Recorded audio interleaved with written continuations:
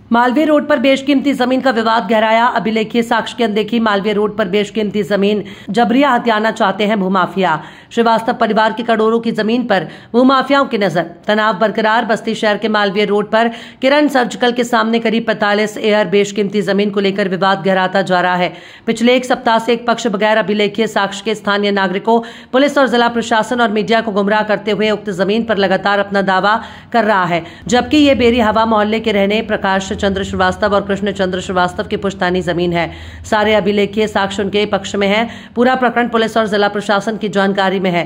कृष्ण चंद्र श्रीवास्तव के आवेदन पर उक्त जमीन गाटा संख्या 401 की पैमाइश राजस्व और पुलिस टीम की मौजूदगी में हुई।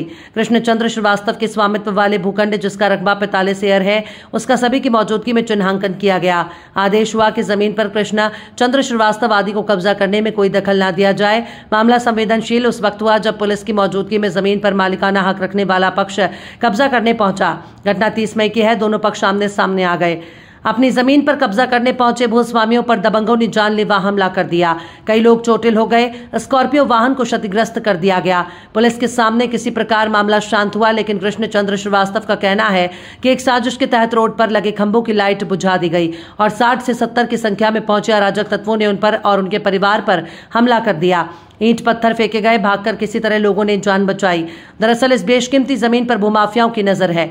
दूसरा पक्ष अजिता त्रिपाठी, पत्नी नीरज त्रिपाठी और पूनम त्रिपाठी, पत्नी पंकज त्रिपाठी अपने सहयोगियों के साथ झूठ को सच साबित करने में जुटी है।